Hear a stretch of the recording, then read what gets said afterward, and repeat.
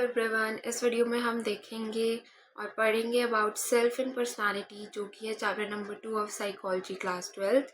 इसके अंदर हम देखेंगे what are the concept of self और क्या एस्पेक्ट्स होते हैं, किन एस्पेक्ट्स में हमारी पर्सनालिटी डेवलप होती है, और न्यूमरस थ्योरीज जो साइकोलॉजिस्ट ने दी है अबाउट सेल्फ एंड पर्सनालिटी।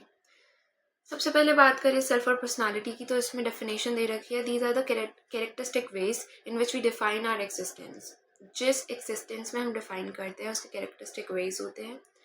और जो हमारी सेल्फ होती है, पर्सनालिटी होती है, these are formed because of our experiences, जो ऑर्गेनाइज्ड होते हैं, वो हमारे बिहेवियर में दिखते हैं, जो भी हमारे एक्सपीरियंसेस लाइफ के रहे होते हैं। कॉमन ऑब्जर्वेशन से ये बताया गया है कि अलग अलग लोग अपने बारे में डिफरेंट आइडियाज़ होल्ड करते हैं। कोई अपने बारे में बहुत ज़्यादा अच्छा सोचता है, कोई अपने बारे में बहुत बुरा सोचता है, और इसकी भी डिग्रीज होती है जो हमने चैप्टर 1 में पढ़ा था। Such relatively stable pattern of behaviour represents personality of that person. जो हमारे धीरे धीरे एक्सपीरियंस एक बिहेवियर में आते हैं वो रिलेटिवली स्टेबल होते हैं over the period of time, उन्हें हम कहते हैं personality. Thus, different persons seem to possess different personalities. These personalities are reflected in diverse behavior of a person. Basically, ये understandable है, just for the introduction था। अब बात करते हैं self की। From the childhood days, you may have spent considerable time thinking about who you are. बचपन से ही हमको बताया जाता है कि हम कौन हैं, और हम खुद भी सोचते हैं, और ये सबका सोचने का पर्सपेक्टिव अलग होता है। इसी पर्सपेक्टिव को हमने पर्सनालिटी बोला है। अगर हम बात करें, a newly born child has no idea of itself. उसको अपने बारे में, उसके खुद के सेल्फ के बारे में कोई आइडिया नहीं होता। But as a child grow older, the idea of self emerged and its formation begins. पर जैसे जैसे वो बड़ा होता जाता है, उसको अपने सेल्फ के बारे में पता चलता है, उसे पता चलता है कि हाँ, उसकी फॉर्मेशन क्या है, वो कौन है। और ये उसे ऐसे ही नहीं होता, इसके अंदर पेरेंट्स, फ्रेंड्स, टीचर का एक सिग्निफिकेंट रोल होता है उन्हें बताने में कि about the idea of their self. Our interaction with people, our experiences and the meaning we give to them serve as the अगर हमारे जितने भी एक्सपीरियंसेस रहते हैं, हमारे जितने भी इंटरेक्शन होते हैं, वो फॉर्म करते हैं सेल्फ। और हम उन लोगों को कितनी इम्पोर्टेंस देते हैं, अगर जिसको हम ज़्यादा इम्पोर्टेंस देंगे, that would be more influencing, जो हमारे बिहेवियर को इन्फ्लुएंस करेगा। The structure of self is modifiable and in light of our own experiences and experiences we have of other. कभी कभार होता है हम खुद की गलतियों से सीखते हैं, कभी कभार होता है कि हम सामने वाले की गलतियों को देख के सीखते हैं। तो अपने खुद के एक्सपीरियंस से और किसी और के एक्सपीरियंस से जब हम सीखते हैं या फिर अपने अंदर कुछ मॉडिफिकेशंस लाते हैं, उसको भी सेल्फ बोलते हैं। अब इसमें आइडेंटिटी की बात कर रखी है, दो आइडेंटिटी और दो सेल्फ, उसके बीच में कन्फ्यूजन नहीं क्रिएट करनी, because they are kind of similar to each other. सबसे पहले हम बात करें about the personal identity. It refers to the attribution of person that makes him और her different from others. Personal identity will make you different और unique. वो तुमको औरों से डिफ्रेंशिएट करने में मदद करेगी। फॉर एग्जाम्पल, मेरा नाम सपोज, इसमें एग्जाम्पल है आई एम संजना, मैं बोल सकती हूँ आई एम तनीषा, और मेरी क्वालिटीज़ इसमें जो भी है, I M honest, hard working, किसी की पोटेंशियल्स या फिर उसकी कैपेबिलिटीज़, कि वो किस चीज़ में अच्छा है, that would create the distinction. और कोई गॉड का बिलीवर है या नहीं, या फिर कोई एथीस्ट है, ये हमारी आइडेंटिटी होती है जो हमें डिफर करती है, औरों से अलग बनाती है। Where as there is social identity, जो है it refers to those aspects of the person that link her और हिम टू अ सोशल और cultural group and are derived from it. जो भी हमारी आइडेंटिटी किसी कल्चरल ग्रुप से linked होती है, जैसे suppose I would say I am Hindu, तो उसमें मेरी सोशल आइडेंटिटी जुड़ गई, वो मैं अपनी सोशल आइडेंटिटी बताने की कोशिश कर रही हूँ। और अगर कोई बोले ब्राह्मण, क्षत्रिय, तो दैट इज कि वो बहुत ज़्यादा ही सब कैटेगराइज कर रहा है। बस बेसिकली मैं बोल रही हूँ कि we are Hindu, I am Hindu, तो हम अपनी सोशल आइडेंटिटी बता रहे हैं। Those descriptions categorize the way people mentally represent themselves as a person. यहाँ पे हम लाइक डिस्क्राइब कर रहे हैं जितने भी वेज हैं. द सेल्फ की अब मेन डेफिनेशन आती है totality of individuals conscious experiences ideas thoughts feeling regard to herself himself. यहाँ पे ये चीज़ देखी जाती है कि पर्सन अपने बारे में क्या सोचता है अपने आप से लिंक करके. बहुत सारी अच्छी चीज़ें हो सकती है, बहुत सारी बुरी चीज़ होती है, पर how are we linking it in our life to our life. तो ये सब चीज़ें बहुत देखी जाती हैं. अब है self as object and subject. इसमें दे रखा है, इसमें 3-4 मेजर डिफरेंसेस हैं, वो याद हो जाएंगे. जैसे हम अपने आप को एज एन ऑब्जेक्ट कब ट्रीट करते हैं और अपने आप को एज एन सब्जेक्ट कैसे ट्रीट करते हैं. अगर मैंने बोला आई एम ए डांसर और an entity on which something is done. देखो, सब्जेक्ट वो होता है जो कुछ करता है और ऑब्जेक्ट वो होता है जो इफेक्ट होता है. सपोज मैंने बोला कि आई एम ए डांसर, तो मैं डांस करती हूँ. आई एम ए सिंगर, तो मैं गाना गाती हूँ. ठीक है, तो मैं करती हूँ. बट अगर मैं किसी चीज़ से इफेक्ट होती हूँ, लाइक अगर मैं बोलूँ आई गेट हर्ट, या फिर ऐसे एग्जाम्पल, यहाँ पे मैं हर्ट हो रही हूँ, तो यहाँ पे मैं like it is been treated as object. फिर अगली डेफिनेशन दे रखी है when you say I know who I am. जब तुम्हें पता है कि तुम कौन हो, तुम नोनर हो, देन नॉट लोनर बट नोनर. तो हम बोलेंगे कि तुम सब्जेक्ट हो, और जब तुम यू कैन बी नोन, तुम जाने जा सकते हो. ठीक है. और एज अ सब्जेक्ट, सब्जेक्ट एक एक्टर की की तरह प्रेजेंट करता है.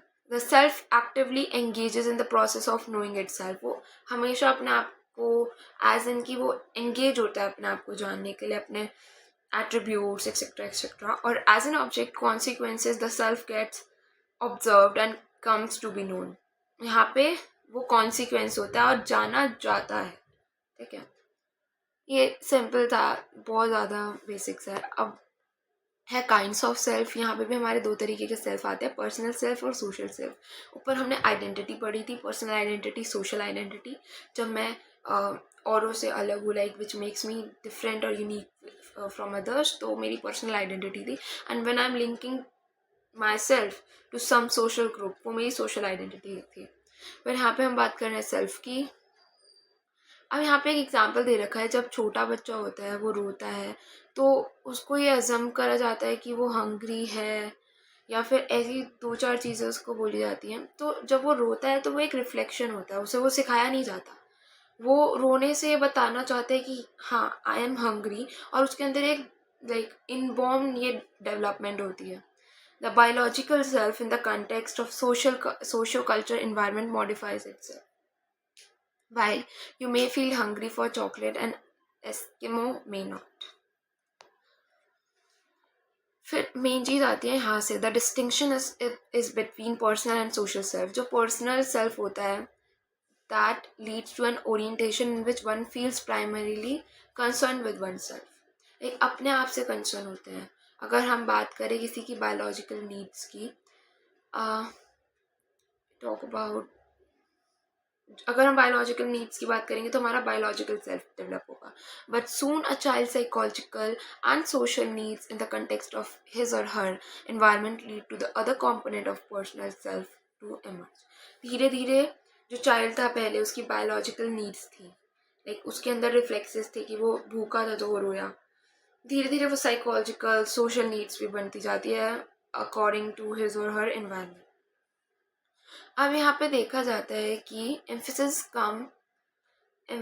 comes to be laid on those aspects of life that relate only to the concerned person, such as personal freedom, personal responsibility, personal achievement और personal comfort. ये हमारे यहाँ पे ख़त्म हो गया जब उसको ये सब चीज़ें रिक्वायर होती हैं. फिर है social self. Social self emerges in relation with other and emphasize such factors like cooperation, unity, affiliation, sacrifice. जब हम अपनी सोसाइटी का अपने से पहले सोचते हैं, यहाँ पे तो पर्सनल सेल्फ में हमने अपने आप को इम्पोर्टेंस दिया, अपने आप को कंसर्न में रखा, पर सोशल सेल्फ में ऐसा नहीं होता. हम वैल्यू करते हैं कुछ चीज़ों को, जैसे यूनिटी, कोऑपरेशन, सपोर्ट, शेयरिंग। और ये जो वैल्यू होती है, हम अपने फैमिली को, सोशल रिलेशनशिप्स को वैल्यू करते हैं, इसको हम फेमिलियर या फिर रिलेशनल सेल्फ भी बोलते हैं। अब हमारे हैं, हमने कवर कर लिया, अब हमारे कुछ कॉन्सेप्ट्स हैं अबाउट दिस सेल्फ। सबसे पहला कॉन्सेप्ट है सेल्फ कॉन्सेप्ट। इसके अंदर क्या होता है, the way we perceive our self and we hold our competencies and attributions. जैसे हम अपने आइडिया को परसीव करते हैं, हम कुछ कॉम्पिटेंसीज होते हैं जो अपने बारे में होल्ड करते हैं। लाइक फॉर एग्जाम्पल, ये पॉजिटिव नेगेटिव दोनों हो सकती हैं। कैसे? कोई एक पर्सन है, वो अपनी एथलेटिक या फिर स्पोर्ट्स में बहुत अच्छा है, तो उसका एक पॉजिटिव एटीट्यूड है और उसका पॉजिटिव व्यू है कि हाँ भाई, मैं तो इन चीज़ों में अच्छा हूँ। पर वहीं उसका पढ़ाई में इतने मार्क्स नहीं स्कोर कर पाता है, तो उसका एक नेगेटिव कॉम्पिटेंसी है अबाउट हिज और हर academic talent. At an even more specific level, one may have a positive self-concept. यही सब चीज़ें, कोई इंग्लिश में अच्छा है तो उसका पॉजिटिव कॉम्पिटेंसीज है, पॉजिटिव सेल्फ कॉन्सेप्ट है। हाउएवर कोई मैथ्स में ख़राब है तो सेम। फिर है self esteem. Self esteem is a person, as person we always make some judgment about our own value or worth. जब हम खुद की वर्थ और वैल्यू के बारे में जजमेंट करते हैं, तो एक वैल्यू जजमेंट पर्सन की उसकी सेल्फ एस्टीम को बताती है। जो सेल्फ एस्टीम होती है वो पर्सन की स्टेटमेंट से देखी जाती है। जो भी वो बोलता है, I am good at homework, I am the, इसमें जो एग्जाम्पल्स हैं वो बता रही हूँ, I am highly liked by my peers. जिनकी ऐसी स्टेटमेंट्स होती हैं, those child are generally high in their self esteem. और जो बच्चों का नहीं होता है ऐसा, जो they do not have believe in themselves, तो उनकी वैल्यू जजमेंट्स भी वैसी बनने लगती हैं and it creates a very big role in their success in their life. इसके अंदर एक छोटी सी स्टडी दे रखी है जो इम्पॉर्टेंट है। बताया है कि 6 से 7 साल के जो बच्चे होते हैं वो ज़्यादातर अपनी सेल्फ एस्टीम को 4 एरियाज़ में बनाते हैं। दैट इज़ एकेडमिक कॉम्पिटेंस, पढ़ाई में, सोशल इंटरेक्शन में जो भी सोशल कॉम्पिटेंस होता है, फिजिकल या athletic competence, and physical appearance, दिखने में, which comes to be refined with age. जो छोटे बच्चे होते हैं, अगर उनका स्किन टोन इतना अच्छा नहीं है, तो 6 से 7 की उम्र में उनके अंदर एक कंटेंजेंसी बनती है, वो अपने आप को डिफाइन करते हैं कि अगर हमारा स्किन टोन अच्छा नहीं है, that means we are not pretty, it depends. तो वो उनका नेगेटिव सेल्फ एस्टीम में बनता जाता है।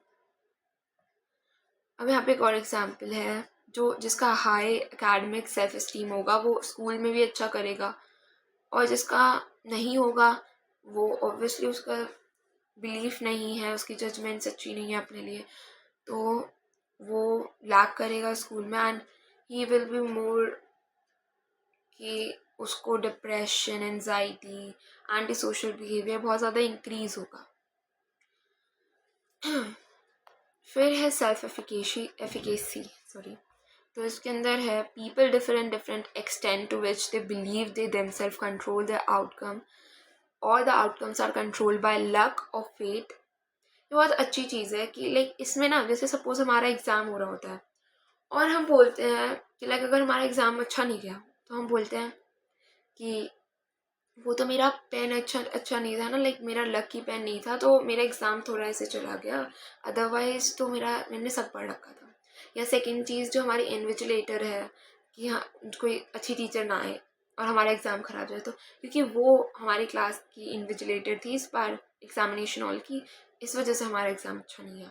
तो ये क्या होता है, जब लोग अपने लाइफ आउटकम्स को कंट्रोल करते कि दैट दे आर डिफाइंड, वो पहले से, हालांकि ऐसा है, हम जो भी हमारे साथ होता है दैट इज़ प्री प्लान्ड, पर कुछ लोग बिलीव करते हैं कि कर्म ही धर्म है, जो हम करेंगे वो हमको एट द एंड अच्छा करेंगे तो अच्छा मिलेगा, बुरा करेंगे तो कहीं ना कहीं वो चीज़ें हमको मिलती ज़रूर है।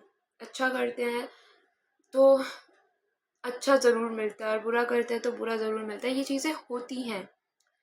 I do believe in such things, but अगर हम बिल्कुल प्रैक्टिस ही नहीं करेंगे, क्यों- अगर हम लाइक हमारी कर्म भूमि, अगर हम ये देखेंगे ही नहीं, हम बोलेंगे कि if I want my pen, मैं उसको लेने के लिए कोई एफर्ट ही नहीं कर रही हूँ, तो वो मेरे पास नहीं आएगा। तो खुद से जो प्रैक्टिस होती है, मेहनत होती है, वो करने के बाद the result, it all depends upon कि हाँ। तो a person who believes that his और हर एबिलिटी, तो मैंने बता दिया, इसने बेंड्यूरा की लर्निंग थ्योरी बताई है। बेंड्यूरा ने अपनी स्टडीज़ में बोला जो अडल्ट हैं वो लर्न करते हैं behaviour by observing observing and imitating others. ये तो आगे बेंड्यूरा की थ्योरी में पढ़ेंगे, बस इससे हमको रिलेट करने की जो हमारी सेल्फ एफिकेसी है, जो हमारा आउटकम आने वाला है, वो बेंड्यूरा की थ्योरी से जुड़ा हुआ है। That is it. अच्छा, जिनकी सेल्फ एफिकेसी बहुत स्ट्रांग होती है ना, वो बहुत अच्छे होते हैं in selecting, influencing and construct their circumstances and environment. However जिनकी सेल्फ एफिकेसी डेवलप नहीं होती, हाई नहीं होती, they are opposite to it. फिर है self regulation. Self regulation refers to our ability to organise and monitor our own behaviour. इसमें क्या होता है, हम इसके अंदर हम डालेंगे, जैसे जब हम अपना बिहेवियर को ऑर्गेनाइज करते हैं, मॉनिटर करते हैं, उसे बोलते हैं self regulation. People who are able to change their behaviour according to demand of the external environment, वो हाईली सेल्फ रेगुलेटेड पीपल होते हैं। कैसे? जब हम अपना बिहेवियर क्योंकि कभी कभार होता है सर्कमस्टांसेस हमको बता देते हैं जो चीज़ें करनी होती है और धीरे धीरे पर्सन को आ जाती है। जो ज़्यादा जल्दी सीख लेता है उसकी ज़्यादा सेल्फ रेगुलेशन होती है, जो थोड़ा जैसे टाइम लगता है उसकी कम होती है। But at the end many situations of life require resistance of situational pressures and control over ourselves. This becomes possible through what is known as will power. अब ये कब होगा? जब हमारी विल होगी, जब हमारी विल पावर होगी कि हमको ये चीज़ करनी है, हमको अपने आप को रेगुलेट करना है। As a human being we can control our behaviour the way we want. हम जैसे चाहे वैसे कर सकते हैं। अगर हम कभी भी अपनी बिहेवियर के लिए लाइक हमारे साथ जो हो रहा है भगवान को नहीं बोल सकते। अगर कोई इंसान है उसको कैंसर हुआ है जस्ट कि बिकॉज वो स्मोक करता था, उसको स्मोकिंग हैबिट्स थी, तो उसको भगवान तो नहीं बोलता था सिगरेट पीने के लिए। बाकी जो चीज़ है कुछ जैसे कुछ लोग बचपन से ही डिफरेंटली एबल होते हैं, कुछ ऐसी चीज़ें हो जाती हैं दैट वी कैन कंसिडर। अब सेल्फ रेगुलेशन और सेल्फ कंट्रोल में थोड़ा फ़र्क है। सेल्फ कंट्रोल की बात करें तो it refers to learning to delay और defer the gratification of needs. इसके अंदर आ जाएंगे व्रत, रोज़ा एक्सेट्रा। लाइक जो हम व्रत रखते हैं तो उसके अंदर हम अपने आप को हमारी थोड़ा डिले करते हैं अपनी ग्रेटिफिकेशंस को, हमारी नीड्स को, तो उसे हम बोलते हैं सेल्फ कंट्रोल। फिर है हम कैसे सेल्फ कंट्रोल को की टेक्निक्स को बता सकते हैं। तो पहला है observing of our own behaviour. अपने खुद के बिहेवियर को ऑब्जर्व करके उसमें मॉडिफिकेशंस लाके और स्ट्रेंथन करके कुछ कोर सेल्फ एस्पेक्ट्स। दूसरा है सेल्फ इंस्ट्रक्शन। अपने आप को इंस्ट्रक्ट करके ये बता के कि we should behave in particular manner. फिर है सेल्फ री इन्फोर्समेंट। ये है थर्ड टेक्निक है। This involve rewarding behaviour that have pleasant outcomes.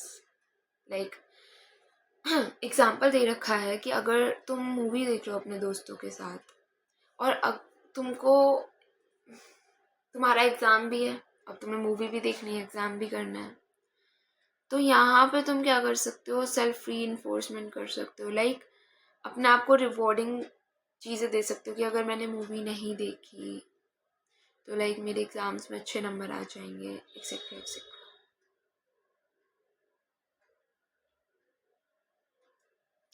ठीक है। फिर है culture and self. Several aspects of self seem to be linked to characteristic features of culture in which an individual lives. Like culture क्या होता है? हमारे जितने भी बिलीव्स होते हैं, नॉलेज होती है, हमारे जितना भी ट्रेडिशनल चीज़ें चली आ रही होती हैं, उसका ही एक फैक्टर है.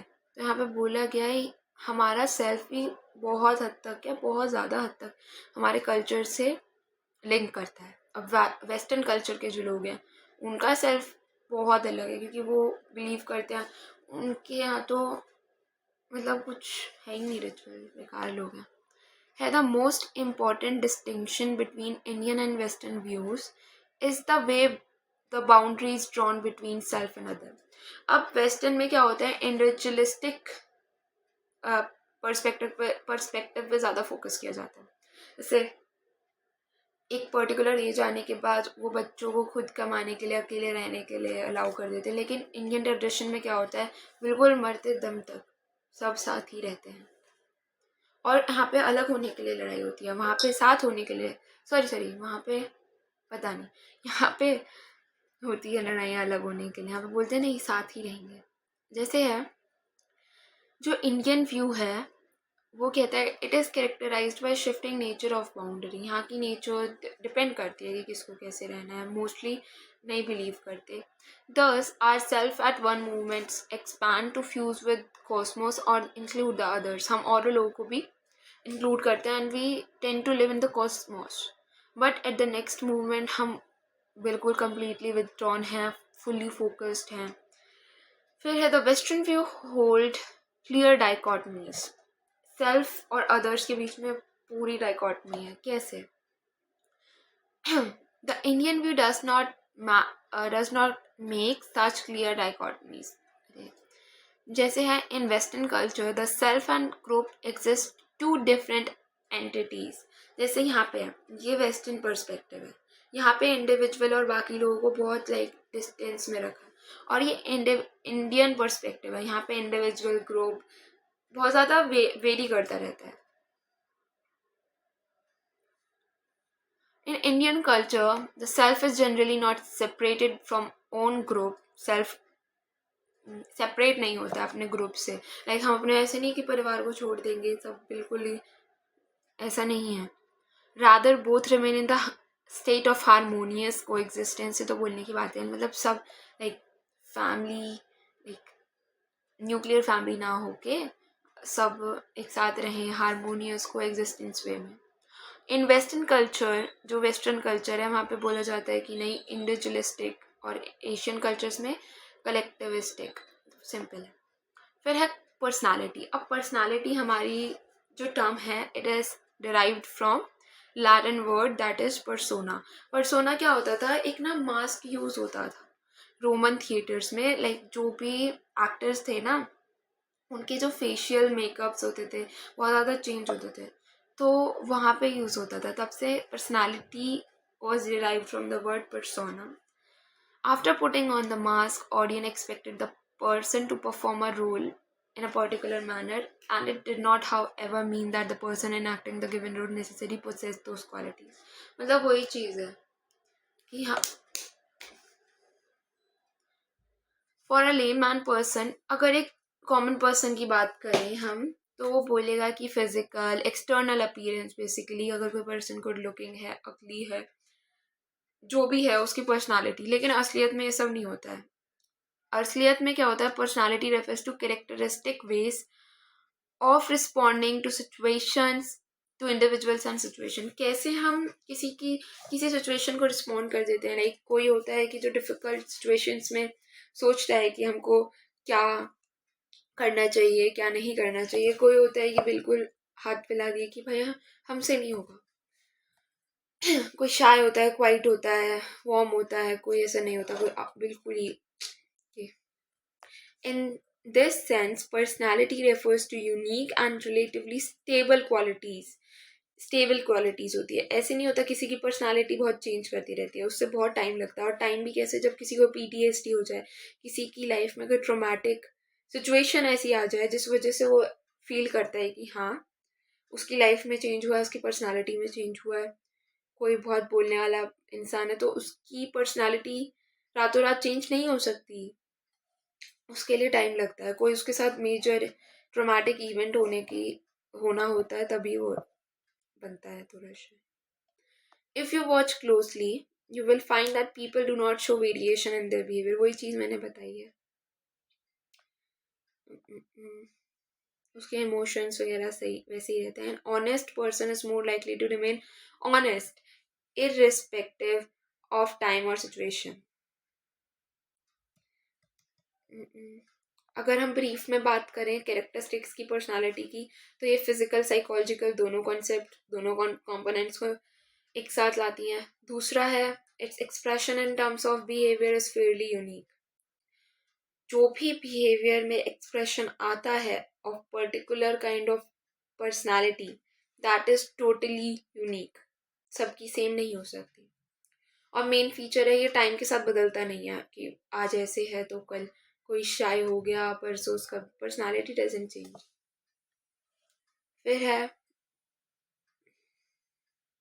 it is dynamic in the sense that some of its feature may change due to internal और एक्सटर्नल सिचुएशनल डिमांड. मैंने बताया ना जैसे कुछ ऐसी टाइम होता है कि बहुत कभी कभार ये चेंज हो सकता है.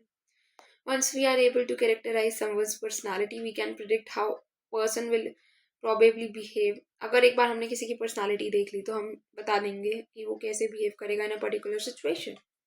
For example, if you find a child who doesn't like orders, the most effective way to deal with the child is not to give orders, but to present a set of acceptable alternatives for the child. अगर किसी बच्चे को नहीं पसंद कि उसको order सुनने हैं, तो तुम्हारे को अगर उससे बात करनी है अच्छे से लाइक उसके साथ है, तो तुम अवॉइड करोगे उसको ऑर्डर देना और एक अच्छा प्रेजेंटेबल उसे इंफॉर्मेशन दोगे, उसको रिक्वेस्ट करोगे. That would be the more like that would be the better idea. फिर है similarly a child who has feelings of inferiority needs to be treated differently from the one who is self confident. जो confident है उसको differently treat करना होगा और जो जिसको कुछ प्रॉब्लम्स हैं उसके लिए डिफरेंट चीज़ें. तो ऑब्वियस है. अब हमारी आ जाती है मेन चीज़ जो है हमारी अप्रोचेस. नहीं, अप्रोचेस भी मेन है और आगे जाके तो बहुत सारे साइकोलॉजिस्ट साइकेट्रिस्ट के नाम आएंगे बहुत सारे. तो इसके बीच में बेसिकली डिफ्रेंशिएशन थोड़ा ना मुश्किल हो जाता है. बताती हूँ. ट्रेट अप्रोच हमने इंट्रैक्शनल अप्रोच वहाँ पे भी की थी ना चैप्टर नंबर 4 में, जहाँ पे हमारे को साइकोसोशल बायोसाइकोसोशल कुछ था ना नीड्स इंटरैक्शनल अप्रोच. लेकिन इसमें और उसमें फ़र्क है, ये हम बाद में देखेंगे क्योंकि इसमें ना बहुत ज़्यादा कंफ्यूजिंग वे में दे रखा है. हम टाइप अप्रोच से शुरू करते हैं और उसकी बेसिक डेफिनेशन से. As we explained above, personality types are used to represent and communicate a set of expected behavior based on similarities. वही चीज़ हमने जो पढ़ी थी, जो हमारा सेट ऑफ एक्सपेक्टेड बिहेवियर होता है वो सिमिलैरिटीज पे बेस्ड होता है. Efforts to categorize people into personality types have been made since ancient times. बहुत टाइम पुराना है. अब यहाँ से हमारे शुरू हो गए मेन चीज़ें जो है हमारी साइकोलॉजिस्ट्स. तो सबसे पहले हैं हमारे हिपोक्रेट ने दिया propose the typology of personality based on fluid और ह्यूमर. उन्होंने फ्लूइड और ह्यूमर के बेसिस पे उन्होंने बताया कि पर्सनालिटी कैसे होती है. जैसे कि उन्होंने 4 टाइप्स दिए. एक है सैंग्विन, एक है फ्लेगमेटिक, एक है मेलेंकॉनिक, एक है कॉलरिक. ब्रीफ में बता देती हूँ, इसमें एक्सप्लेनेशन नहीं है. सैंग्विन जो खुश रहते हैं, फ्लेगमेटिक जो सैंग्विन तो कुछ और था, मेलेंकॉनिक तो वो होते हैं जो बिल्कुल ही उदास, कॉलरिक तो एक बार सर्च करना पड़ेगा. फ्लेगमेटिक नहीं तो खुश लोग होते हैं, लाइक माफ़ कर देते हैं बहुत जल्दी. है इन इंडिया ऑल्सो चरक संहिता. जो वैसे देखा जाए ना तो साइकोलॉजी हमेशा हमें बताते हैं कि इंडियन साइकोलॉजिस्ट का कोई रोल नहीं रहा.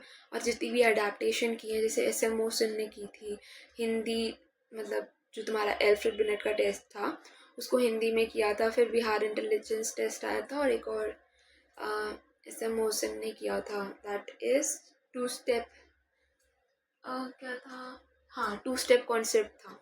तो वो भी करा था। लेकिन ऐसा नहीं है, जैसे हमारे चरक संहिता, ये सब चीज़ें ना बहुत इनके बहुत पहले से हैं, जो ये अब शायद यूज़ कर रहे होंगे। तो इसके अंदर उन्होंने दिया है अबाउट द आयुर्वेदा, जो हमें बताता है वात का पित्त, जो 3 ह्यूमरल एलिमेंट्स होते हैं, दैट इज कॉल्ड त्रिदोषास। और इन्होंने टाइप ऑफ टेम्परामेंट भी दिया, दैट इज कॉल्ड प्राकृति, जो हमारी बेसिक नेचर होती है।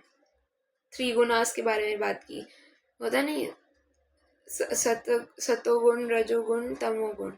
इसमें सत्वा, रजास और तमास। जो सतोगुण होता है, सत्वा गुण, उसके अंदर बहुत अच्छी क्वालिटीज़ होती हैं। जैसे हमारा सतयुग नहीं था, सतयुग में तो भगवान साक्षात थे। तो जैसे क्लेनिनेस, ट्रुथफुलनेस, ब्यूटीफुलनेस, डिटैचमेंट, अच्छी क्वालिटीज़। रजोगुण मतलब ग्रेटिफिकेशन, डिससैटिस्फैक्शन, एनवी। तुम्हें पता है एनवी और जेलिसी में फ़र्क होता है बहुत, ज़मीन आसमान का। लाइक इसे इंटरचेंजेबली यूज़ कर लेते हैं, बट ऐसा होता नहीं है। फिर है तमास। तमोगुण जो होता है, ये बिल्कुल ही लाइक जो डिप्रेस्ड लोग होते हैं, लेजी लोग, जिनके अंदर होप ही नहीं है कि हमें कुछ करना है। Within psychology, the personality types has been given by Sheldon, which are fairly well known.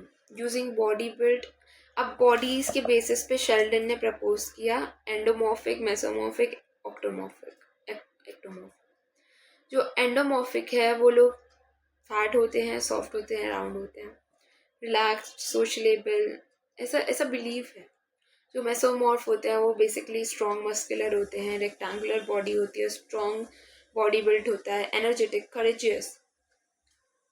और जो एक्टोमॉर्फ होते हैं, that are thin, long, fragile, brainy, artistic. पर मेरे हिसाब से तो ऐसा नहीं होता, पर ठीक है, होता है क्योंकि बुक में दे रखा है। Let us remember that these body typologies are simple and have limited use. देखो इसमें भी आ गया ना, limited use and predicting behaviour. यहाँ लेकिन उनकी बॉडी को देख के हम प्रिडिक्ट कर सकते हैं, जैसे कि वो मोटा है, सॉफ्ट राउंड है, तो हम बोल सकते हैं कि वो रिलैक्स और सोशलेबल होगा। जो रेक्टेंगुलर है, जिसकी मसल्स हैं, वो एनर्जेटिक और करेजियस हो गए। पर ऐसा होता नहीं, जिम जाके बॉडी बना लो, दिमाग। फिर है जो थिन, लॉन्ग, फ्रेजाइल लोग होते हैं, वो बेसिकली मेनली ब्रेनी, आर्टिस्टिक होते हैं। बात तो तब होती है जब जिम जाके भी, लाइक हम बॉडी में भी और हमारे दिमाग के भी, तब तो बोल सकते हैं। फिर है जंग। जंग है, जंग ने दिया हमारे को इंट्रोवर्ट और एक्सट्रोवर्ट का कॉन्सेप्ट। हम एक्सट्रोवर्ट भी बोलते हैं, एक्सट्रोवर्ट भी बोलते हैं। ये टाइपोलॉजी थी, इसमें बोला जो इंट्रोवर्ट्स हैं वो अकेले रहना पसंद करते हैं, वो इमोशनल लाइक कन्फ्लिक्ट्स बहुत फेस करते हैं, शाय होते हैं। और जो एक्स्ट्रावर्ट्स होते हैं, those people are sociable, outgoing, मतलब ये बेसिक सी चीज़ें हैं। फिर आए फ्राइडमैन और रोजनमैन। इन्होंने दिया type A, type B personality, और बाद में वो आया था मोर्स, ध्यान नहीं अभी आगे आएगा। तो टाइप ए पर्सनालिटी जो होती है, that is high motivation, lack personality, patience, sorry. और उन्हें हमेशा ऐसा लगता है कि हमें अपना काम जल्दी जल्दी निपटाना है। वो नहीं होता, कल करे सो आज कर, आज करे सो अब, पल में प्रलय होगी, बहुरी करेगा कब। तो यहाँ पे क्या होता है ना, बहुत ज़्यादा ना हरी होती है कि भाई बहुत बर्डन है, करना है करना है, वो रेस्ट नहीं लेते। और जो टाइप बी होते, और इन लोगों को ना, जो टाइप ए के लोग हैं, इनको CHD, coronary heart diseases, hypertension, ये बहुत ज़्यादा होने के चांसेस रहते हैं। और जो टाइप बी होता है वो जस्ट इनके ऑपोजिट होते हैं, वो रिलैक्स, चिल, लाइक मी। फिर है टाइप सी। मॉरिस ने दिया था ये टाइप सी, और इसमें बोला these people are prone to cancer. अब जैसे हम ऐसे याद कर सकते हैं कि जो टाइप सी है उनको कैंसर हो सकता है, टाइप डी के लोगों को डिप्रेशन हो सकता है, क्योंकि इसमें बेसिकली है ही यही। जो टाइप सी के लोग होते हैं ना, वो कॉपरेटिव होते हैं, अनअसर्टिव होते हैं, पेशेंट होते हैं, और ना वो अपने नेगेटिव इमोशंस को सप्रेस कर देते हैं, जैसे एंगर, बहुत पीस, ट्रैंक्विलिटी वाले लोग होते हैं। और जो टाइप डी है, ये बताता है कि लाइक टाइप डी वालों को डिप्रेशन होने के चांसेस रहते हैं। अब है ट्रेट अप्रोच। ट्रेट अप्रोच तो भाई भयंकर, बहुत सारे हैं इसमें। एक इसमें तो 3 ही होंगे शायद, कैटल, ऑलपॉट और हाँ, आइसनेक। आइसनेक बोलती हूँ, साइकोडायनेमिक थ्योरी अप्रोच। तो हम देखते हैं, अरे यार, ट्रेट अप्रोच। ट्रेट अप्रोच की बात करें, these theories are mainly concern with the component, basic component of personality. Basic component जो होता है, जो रूडिमेंट्री चीज़ें होती हैं, वो ट्रेट अप्रोच में बताया जाता है। उसमें क्या बताया जाता है कि behaviour similar set of like उनका ही प्रोडक्ट टाइप्स होता है, हम डिफाइन कर सकते हैं। और यहाँ पे बताया जाता है कि ये रूडिमेंट्री चीज़ होती है। ट्रेट तो हम पता लगा ही सकते हैं, ट्रेट मतलब building blocks of the personality. Trait approach is very similar to our common experience in everyday life. For example, when we come to know that a person is socially able, we assume that he or she will not be only cooperative, friendly, and helping, but also engage in behavior that involves social components. जो social able है, उसको believe करा जाता है कि वो एक तो cooperative, friendly, helping behaviors का होगा, पर वो also social components से engage होगा. Trait approach attempts to identify primary characteristics. यहाँ पे ऑब्वियस हो गया ना कि हम रूडिमेंटरी चीज़ों के बारे में बात कर रहे हैं, हम ऑब्जेक्टिव बेसिस पे पढ़ रहे हैं, हम इन सब इन्फॉर्मेशन को फैक्चुअल बेसिस पे पढ़ रहे हैं। लाइक जितने भी हम MCQs फॉर्म कर सकते हैं, that can be asked in one word, वो हम चीज़ें कर रहे हैं, हमें थ्योरी नहीं लिखनी इस पर। फिर है अ trait approach is a quality, मतलब ऑब्वियस है, क्वालिटी ऑन विच हमने पढ़ा कि पर्सनालिटी में कोई भी सिमिलर नहीं, सिमिलर में भी कुछ कुछ चीज़ें हो जाएं और डिग्री भी मैच नहीं करेगी। फिर है, अगर हम ब्रीफ में बात करें तो ट्रेट अप्रोच स्टेबल होते हैं, कंसिस्टेंट होते हैं, their strength and combination very, मैंने बताया डिग्री वगैरह वेरी करती है। अब हम पढ़ेंगे 3 साइकोलॉजिस्ट के बारे में। एक है ऑलपॉट, गॉर्डन ऑलपॉट। प्रोनाउंसिएशन में वेरी, तो और मेरी तो प्रोनाउंसिएशन वैसे भी अच्छी नहीं है, मुझे वो नहीं होता फोनेटिक, वो करना पड़ेगा, पर जो भी है। तो इनको बोला गया कि इन्होंने सबसे पहले ट्रेट अप्रोच को लाया, इन्होंने इनको एज एन कंपोज किया। इन्होंने ना हमको बहुत सारे ट्रेट्स बताए जो डायनामिक हैं इन देयर नेचर, और फिर इन्होंने बताया कि दे डिटरमाइन डिफरेंट इन विच, एक second, they determine behavior in such a manner that individual approaches different situation with similar plans. कोई एक पर्टिकुलर इंडिविजुअल है, उसके सामने अलग अलग सिचुएशन आई, तो वो अलग अलग सिचुएशन को सिमिलर मैनर में सॉल्व करने की कोशिश करेगा, क्योंकि उसका पर्सपेक्टिव, उसका बिहेवियर कुछ वैसा बन गया है। वो सेम नहीं होंगी बट सिमिलर होंगी। Allport argued that the words people use to describe themselves and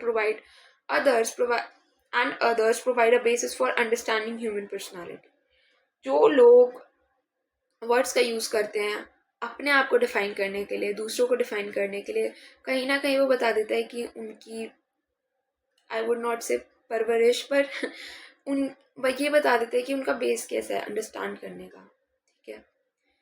और अब यहाँ पे आते हैं 3 तरह की ट्रेट्स, जल्दी। एक है कार्डिनल, सेंट्रल और सेकेंडरी। कार्डिनल होता है जो हाईली जनरलाइज्ड होता है और इसके अराउंड हमारी लाइफ रिवॉल्व करती है, जैसे महात्मा गांधी की नॉन वायलेंस पे, हिटलर की थी नाजिज्म, जो वो फॉलो करता था, जो भी था, नहीं, हाँ। और ऐसे हमारी लाइफ जिसके अराउंड रिवॉल्व करती है, लाइक उन सबको हम बोलते हैं सेंट्रल ट्रेट, वो सॉरी कार्डिनल ट्रेट, सॉरी। फिर है सेंट्रल ट्रेट। सेंट्रल ट्रेट बोलता है, एक सेकेंड,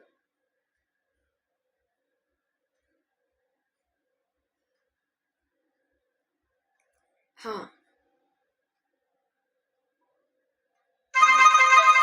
एक सेकेंड,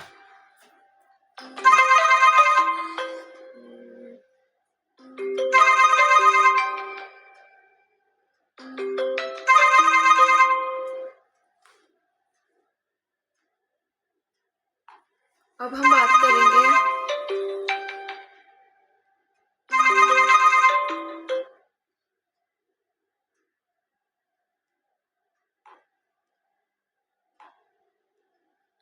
ओके सॉरी, अगर हम यहाँ पे बात करें, क्योंकि मेरा फ़ोन ना डिवाइस से कनेक्टेड है, तो यहाँ पे मैं मतलब वो करना ही पड़ता मेरे को। फिर है सेंट्रल की बात करें तो हमारी जो भी राइटिंग्स होती है, जो हमारी टेस्टिमोनियल्स होते हैं, जॉब रिकमेंडेशन होते हैं एक पर्सन की, वो हमारे सेंट्रल ट्रेट्स में आता है। अब सेकेंडरी ट्रेट्स की बात करें तो ये लीस्ट जनरलाइज्ड कैरेक्टरिस्टिक्स होती है ऑफ अ पर्सन, लाइक उनको हम बोलते हैं सेकेंडरी ट्रेट्स। अगर मुझे मैंगोज पसंद है, मुझे आम खाना पसंद है, तो that would be my secondary trait. अगर मुझे वेस्टर्न पहनना पसंद है, मेरे को एथनिक पहनना पसंद है, that all will be are secondary trait. While Allport's acknowledged influence of situation on behavior, he held the way. ये मतलब बहुत ज़्यादा ना ऑब्वियस ही चीज़ें हैं। अब है कैटल रेमन कैटल ने बोला that there is a common structure on which people differ from each other. एक कॉमन स्ट्रक्चर है जहाँ पे लोग एक दूसरे से डिफर करते हैं। The structure could be defined empirically. He tried to identify the primary traits from huge array of descriptive adjectives found in language. उसने ना देखो फैक्टर एनालिसिस जहाँ पे भी आ जाता है ना, वहाँ पे स्टैटिस्टिकल टेक्निक्स का यूज़ होता है। जैसे कि हमने पढ़ा था ना, चार्ल्स पियरमैन ने 1927 में फैक्टर एनालिसिस का यूज़ किया था। तो और दूसरा अगर हमें देखने के लिए मिला एग्जाम्पल फैक्टर एनालिसिस का, तो वो हमें मिला है रेमन कैटल ने। तो दोनों के नाम कैटल ने किया है, दोनों के नाम सी से स्टार्ट हो रहे हैं, दैट कैन बी कि हम ऐसे याद रख सकते हैं। इसने 16 प्राइमरी या सोर्स ट्रेट दिए। पहला सोर्स ट्रेट था that the traits are stable, और जो बिल्डिंग ब्लॉक्स होते हैं हमारी पर्सनालिटी के, सिंपल। और दूसरा था सरफेस ट्रेट। उसने बोला मतलब देखो, सोर्स ट्रेट होता है जो हमारा रूडिमेंट्री होता है, बेसिक होता है, कोर होता है, ठीक है। और जो हमारा सरफेस ट्रेट होता है, these are the result out of interaction. जो हमारे सोर्स ट्रेट का इंटरेक्शन होता है, उससे जो डेवलप होता है, उसे बोलते हैं सरफेस ट्रेट। आई नो थोड़ा कंफ्यूजिंग तो नहीं है, पर इसमें है ही इतना। और इन्होंने ना डेवलप किया एक टेस्ट जिसे बोलते हैं 16PF, 16 पर्सनालिटी फैक्टर क्वेश्चन। फिर है Isaac, I hate his name, मतलब इसमें बच्चे गलती करते हैं लिखने में, पर जैसे ना आइसनेक, दोनों में से ई हटा के बीच में रख दिया है, दैट इज़ कि मैं स्पेलिंग मेरी कभी गलत नहीं होती थी इसकी। फिर these are biologically and genetically based, totally based होता है upon your genetics, neuroticism and emotional stability. It refers to degree to which people have control over their feelings. Like देखो, जिनको अपनी फीलिंग्स पे कंट्रोल होगा वो होंगे इमोशनल स्टेबल, जिनको नहीं होगा, जो मूडी है, एंशियस है, टची है, रेस्टलेस है, अपना कंट्रोल खो देते हैं, उन्हें बोलते हैं हम न्यूरोटिस्ट, जो भी है, ठीक है। एक है एक्सट्रावर्जन, इंट्रोवर्जन, ये हम पढ़ के आए हैं, जो आउट गोइंग होते हैं। एक्सट्रावर्जन जो शाय होते हैं, दैट दोज आर इंट्रोवर्जन। इनका ना एक और चीज़ आई जो इनकी कोर थ्योरी थी, थर्ड डायमेंशन बोलेंगे, वो थी साइकोटिज्म and social ability. Social ability क्या होता है कि लोग ना लाइक बहुत सोशल होते हैं, जो हमने पढ़ा है, इंटरेक्ट करते हैं। पर जो साइकोटिज्म होता है ना, साइकोटिज्म में क्या करते हैं, वो बहुत हॉस्टाइल होते हैं, ईगोसेंट्रिक होते हैं, एंटी सोशल होते हैं। ईगोसेंट्रिक मतलब काइंड ऑफ कि वो अपने आप को एक एज ए सेंटर लाइमलाइट देखना चाहते हैं, हॉस्टाइल होते हैं लोगों के लिए, एंटी सोशल होते हैं। और इन्होंने डेवलप किया, रेमन कैटल ने डेवलप किया आइसेक पर्सनालिटी क्वेश्चनर। फिर है साइकोडायनेमिक अप्रोच, ये अच्छा है और इंटरेस्टिंग है। This is highly popular approach, मैंने बताया इंटरेस्टिंग है तो पॉपुलर होगा, इसमें डरने की ज़रूरत नहीं है एक्चुअली कुछ। दिस व्यू ओज largely contribution of Sigmund Freud. Sigmund Freud का नाम तो इसमें आता है, और यहाँ पे ये बताना पड़ेगा, ही वॉज द फिजिशियन, वो साइकोलॉजिस्ट नहीं था, वो फिजिशियन था। And he had the clinical practice जिसको होती है ना, वो बेसिकली साइकेट्रिस्ट होते हैं। लाइक अभी तक जितना मेरे को पता है, इन्होंने ना early in his career he used to hypnosis to treat people with physical and emotional problem. Psychology में बहुत सिंपल है, बहुत कि जब तुम लोगों को हिप्नोटाइज कर सकते हो, that is so simple in psychology की। लेकिन वो ना ऐसे अलाउ नहीं होता, उसके लिए पूरा तुमको बहुत चीज़ें होती हैं जो देखी जाती हैं, कोई भी ऐसे नहीं कर सकता. He noted that many of patients needed to talk about their problems and having talked about them they often feel better. देखो क्या होता है, जब कोई भी पेशेंट नहीं सॉरी क्लाइंट थेरेपिस्ट के पास आता है, देन दे फील कि उनको अपनी प्रॉब्लम शेयर करनी है, पर वो करते नहीं है. यहाँ पे सिगमंड फ्रॉइड ने यूज़ किया अबाउट द हिप्नोसिस यूज़ किया सिगमंड फ्रॉइड ने. वो फिजिशियन थे और उनको क्लिनिकल प्रैक्टिस की थी उन्होंने, फिजिशियन थे. ठीक है. अब यहाँ पे क्या हुआ, Freud used free association, a method in which person is asked to, like free association में क्या होता है, जो तुम बोलना चाहते हो, जहाँ से शुरू करना चाहते हो, क्योंकि ये भी बताता है कि तुम्हारी ओवरऑल तुम्हारा माइंडसेट, फीलिंग्स, आइडियाज़ कहाँ से हैं. एक है ड्रीम एनालिसिस ऑफ एरर्स, जो भी हमें सपने आते हैं वो सब इसके अंदर होता है. अब लेवल ऑफ कॉन्शियसनेस की बात करेंगे, बहुत इंपॉर्टेंट और इंटरेस्टिंग है.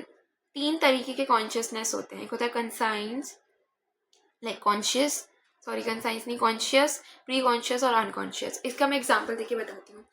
कॉन्शियस मतलब अगर मैं तुमको जो भी पढ़ा रही हूँ, आई एम कॉन्शियस अबाउट कि मैं तुमको साइकोलॉजी पढ़ा रही हूँ या मैं साइकोलॉजी पढ़ भी रही हूँ. ठीक है, दैट इज़ द थिंग. मैं बोल रही हूँ प्री कॉन्शियस इज, अगर तुम मुझे याद दिलाओगे, लाइक अभी मेरे को डेट नहीं पता, लेकिन अगर मेरे को डेट बतानी है तो मैं थोड़ा सोचूंगी कि आज 16 अप्रैल है, डे क्या है, वेंसडे है. मेरे को ऐसे याद नहीं था, पर जब ने मुझसे पूछा, किसी ने मुझसे पूछा, तो मैं उसको बता पाई क्योंकि मुझे पता है, पर मेरी कॉन्शियसनेस में अभी नहीं है, तो मैं बोलूँगी प्री कॉन्शियस. और अनकॉन्शियस होता है that is we are totally unaware of. कुछ चीज़ें ऐसी हैं जो मुझे भी नहीं पता, पर हर किसी के साथ ऐसा होता है कि उसके कुछ लाइफ एक्सपीरियंसेस होते हैं जो वो सप्रेस कर देता है. लाइक हम कभी बार ऐसे करते हैं ना कि कुछ चीज़ हो गई तो उससे बचने के लिए we try to distract our self, हम अपने आप को डिस्ट्रैक्ट करने की कोशिश करते हैं. और एक एक लिमिटेड टाइम तक तो ये चीज़ सही है, दैट इज़ हेल्पफुल. पर जब हम बहुत ज़्यादा ही अपने आप को लाइक अवॉइड करने लगते हैं, अपने आप को नहीं, लाइक अपनी किसी चीज़ को अवॉइड करने के लिए हम कुछ कर रहे हैं, तो वो कहीं ना कहीं हमारे अनकॉन्शियस बिहेवियर में सेटल हो जाती हैं और हम उसके बारे में अवेयर नहीं होते. हमने पढ़ लिया 3 कॉन्शियसनेस. कॉन्शियस मतलब जो हम अभी कर रहे होते हैं, हमें याद दिलाने की ज़रूरत नहीं है. पर अगर किसी ने मुझसे पूछा what did you eat today, तो अभी तक मैंने कुछ नहीं खाया, तो इसमें तो, लेकिन अगर मैं बोलूँ, कोई मुझसे बोले कि कल तुमने क्या खाया था, तो ये सब चीज़ें होती हैं जो हमें थोड़ा सोच के बता देते हैं, लेकिन unconscious we are not aware of it. फिर फ्रूइड ने बोला the unconscious is a reservoir of instinctive और एनिमल ड्राइव. यहाँ पे ना 2-3 तरीके की चीज़ें ही होती हैं जो हम लाइक सोशली चीज़ें नहीं कर सकते, जो सोशली अनएक्सेप्टेबल होती हैं, वो हमारे कहीं ना कहीं साइकोलॉजिकल कॉन्फ्लिक्ट्स में लाती हैं. Most of these arise from sexual desires which can not be expressed openly and therefore are repressed. People constantly struggle to find either some socially acceptable ways. Like हम सबके सामने ऐसे हमारा बस चले तो हम किसी को मार नहीं सकते, लाइक लोग करते हैं ऐसे, पर कुछ ऐसे चीज़ें रह ही जाती हैं. People constantly struggle to find either some socially acceptable behaviour, या तो हम कोशिश करेंगे कुछ ऐसा सोशली एक्सेप्टेबल बिहेवियर मिल जाए जिससे हम वो भड़ास, वो चीज़, हमारे जो अनकॉन्शियसनेस में जो रेजोल्यूशंस हैं वो हमारे सॉर्ट आउट हो जाए, या फिर we try to suppress it. Unsuccessful resolution of conflict result in abnormal behavior. Analysis of forgetting, mispronunciation, jokes, and dreams provide us means to approach. एक जैसे जोक नहीं था कि नहीं, वो थोड़ा बेकार हो जाएगा. मतलब जो भी हम जोक्स करते हैं, हमारे जो ड्रीम होते हैं, हमारी जो मिस प्रोनाउंसिएशन तक होती है ना, वो भी ये डिफाइन करती है कि हमारा एट द एंड हमारी क्या सोच है, हमारा क्या बिहेवियर है. और अगर कोई प्रॉब्लम है किसी के अनकॉन्शियसनेस में, तो वो तक बता देती है हमारी मिस प्रोनाउंसिएशन. और जैसे जैसे हम चीज़ें भूलते हैं, ये सब पार्ट है, लाइक हमारे सपने, हमारे मिस प्रोनाउंसिएशन तक, हमारे ड्रीम्स, हमारे जोक्स. अगर कोई जोक भी कर रहा है तो that would B also around the thing जहाँ पे वो कुछ चीज़ें फेस कर रहे हो. कुछ लोग तो होते हैं जो उनको वो चीज़ फेस कर रहे होते हैं, फिर वो उस चीज़ का जोक बनाने लगते हैं. These are all the things. Freud developed a therapeutic procedure called psychoanalysis. The basic goal of psychoanalytic therapy is to bring the repressed conscious material to unrepressed unconscious to consciousness, thereby helping people. अब हमारे personality के 3 structure देखते हैं जो बहुत important है. एक है इड, एक है ईगो, एक है सुपर ईगो.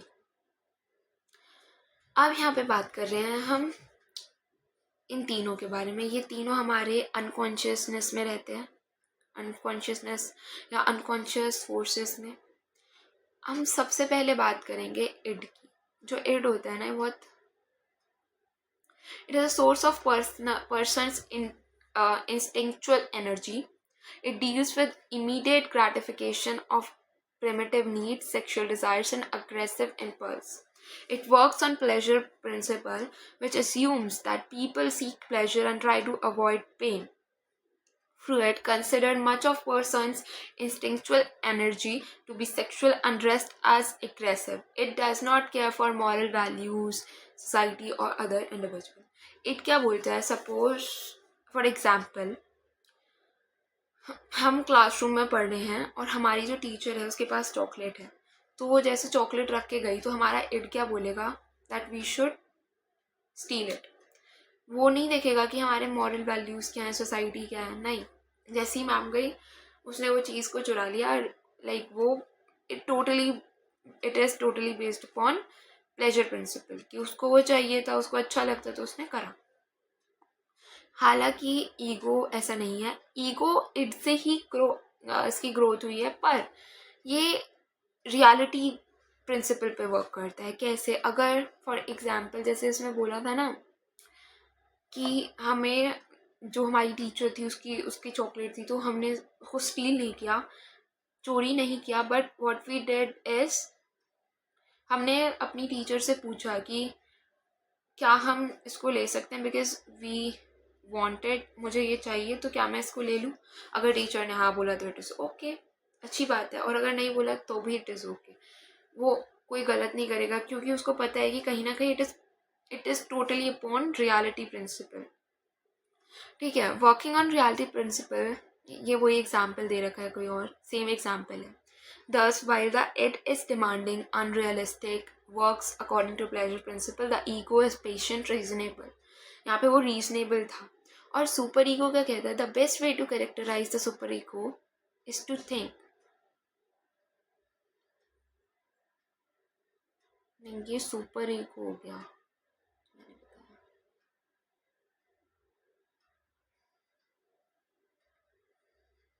सही है.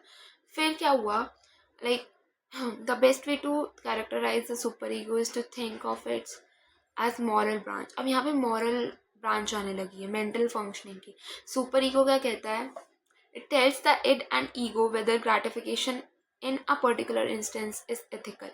एथिकल होना चाहिए. यहाँ पे सुपर ईगो में क्या करेगा? वो टीचर से नहीं मांगेगा, कुछ भी नहीं करेगा. वो जाएगा अपने पेरेंट्स के पास, बोलेगा कि मुझे आइसक्रीम चाहिए, तब वो ले लेगा. अगर तब भी उसे मिली तो it totally works upon moral principles.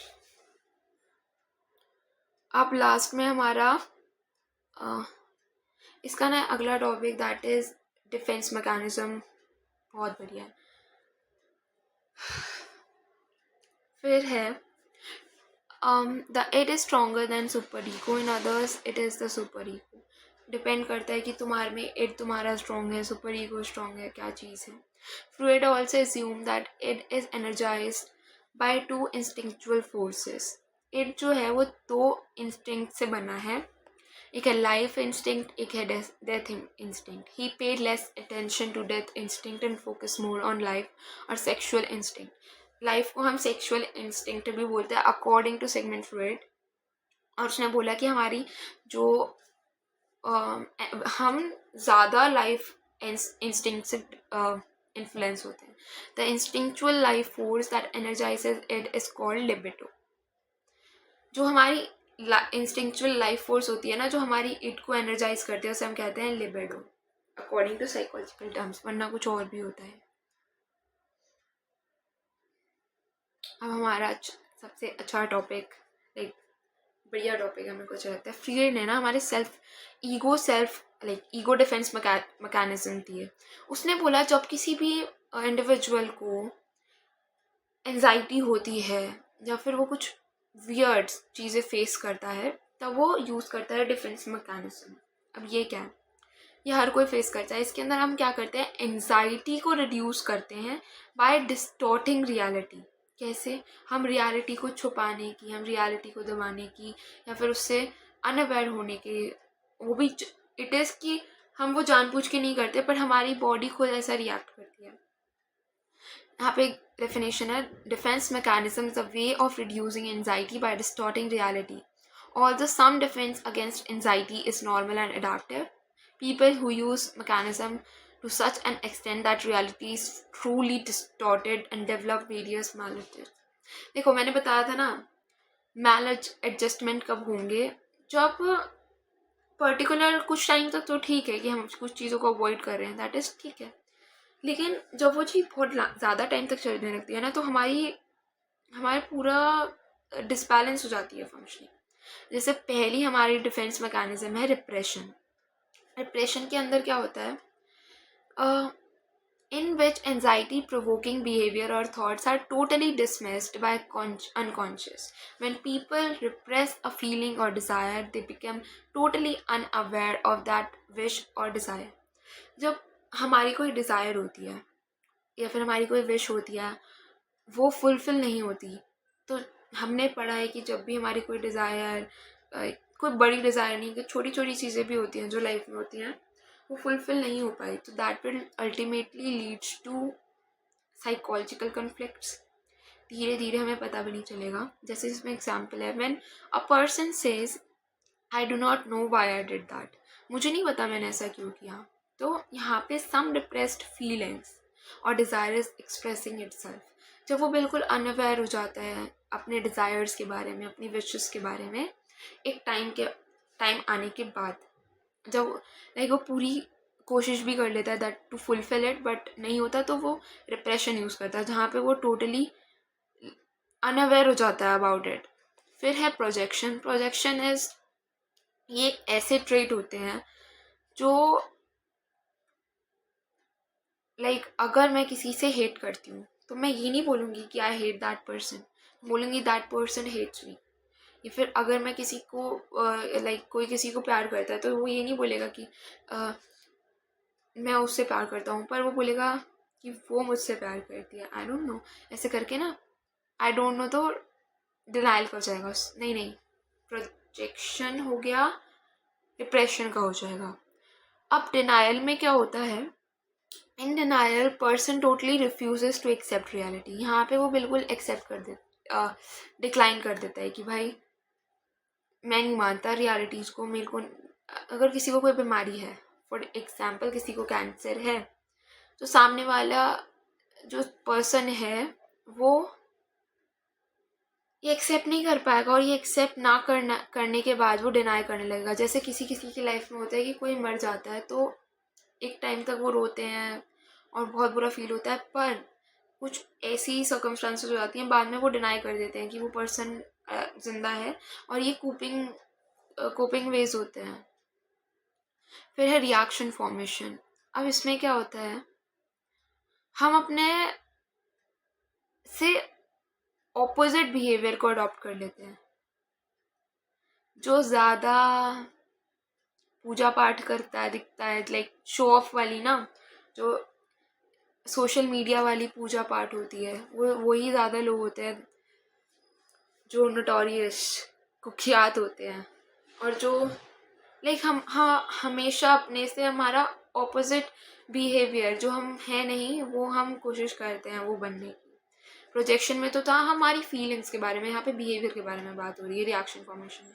और रैशनलाइजेशन इज टू गुड। जैसे एक बार मम्मी पापा ने आके तुम्हें डांट दिया, ठीक है, अब नहीं, तुमने अपने छोटे भाई बहन को जाकर डांट दिया, दैट इज द नाइस, कि अपने छोटे भाई बहन को डांटने के बाद तुम्हें लगा कि तुमने तो गलत करा, तुमने तो बेकार की भड़ास निकाल दी, तुम गए तो तुमने सोचा कि ऐसा नहीं करना चाहिए था, मैंने करा, लेकिन फिर भी तुम अपने आप को एक अनरीजनेबल, तुम्हारी जो फीलिंग्स थी, तुम्हारा बिहेवियर था जो कि वैलिड नहीं था, तुम्हारे को ऐसे नहीं करना चाहिए था, पर तुमने किया, तो उसको सही दिखाने के लिए तुम एक एक्सेप्टेबल अपने आप को लॉजिक दोगे। जैसे अगर यहाँ पे एग्जांपल है कि